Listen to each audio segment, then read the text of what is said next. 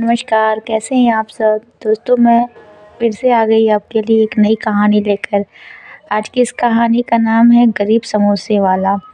तो चलिए दोस्तों कहानी शुरू करते हैं। एक छोटा-सा कस्बा था, धूल भरी सड़कें, पुरानी दुकानें और लोगों की रोज़मर्रा की भागदौड़।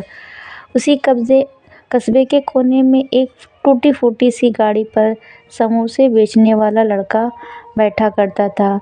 नाम था आरिफ। उम्र मुश्किल से 19-20 साल की होगी, मगर आँखों में सपनों का पूरा ब्रह्मांड था। आरिफ रोज़ सुबह 4 बजे उठ जाता था, कोयले का चूल्हा जलाता, आलू उबालता, मसाला बनाता, फिर सुनहरे तेल में समोसे डालकर उनकी खुशबू से गलियों को महका देता। लोग कहते, अरे इसके समोसे में जादू है, पर किसी को यह नहीं पता था कि यह जादू उसकी मेहनत और मजबूरी का मिला-जुला स्वाद था। आरिफ की माँ बीमार थी और घर के में कमाने वाला वही एक था। स्कूल की पढ़ाई छूट गई थी, लेकिन दिल में एक सपना बचा था, एक दिन अपनी खुद की बड़ी दुकान खोलने का।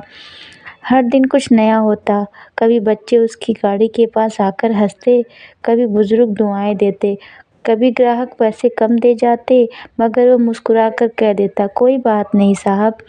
उसे पता था कि दुनिया में अच्छाई अभी भी बाकी है। एक दिन ऐसा हुआ कि उसी कस्बे में एक नई चमचमाती समोसे बर्गर की दुकान खुल गई। बड़े-बड़े बोर्ड, चकाचौंध लाइटें और ऑफ़र पर ऑफ़र। धीरे-धीरे आरिफ की गाड़ी पर आने वाले लोग कम होते गए। शाम को कुल कमाई सिर्फ 70 रुपए हुई। घर लौटते वक्त उसकी आंखें भर आई। माँ ने पूछा, बेटा उदास क्यों हो? आरिफ ने चुपचाप पैसे माँ के हाथ पर रख दिया और बोला, शायद अब मेरा समोसा कोई नहीं खाएगा माँ। माँ ने उसके सिर पर हाथ फेरते हुए कहा, जिस खाने में मेहनत और नेकी का स्वाद हो बेटा, उसे दुनिया कभी नज़रअंदाज नहीं करती।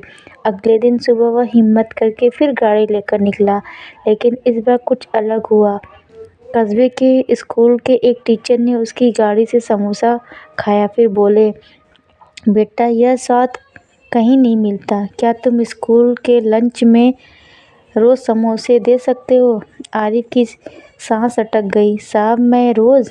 टीचर मुस्कुराए। हाँ तुम, आज के बाद से तुम हमारे स्कूल के सप्लायर हो। बस वहीं से किस्मत का पहिया घुमा। स्कूल में रोज़ 200 समोसे जाने लगे, कमाई बढ़ने लगी और उसके घर का चूल्हा भी पहले से बेहतर जलने लगा। एक दिन उसी बड़े समोसे बर्गर वाले मालिक ने आकर कहा, लड़के तुम्हारे समोसे की काफ़ी चर्चा है, अगर चाहो तो हम तुम्हारे साथ काम कर सकते हैं।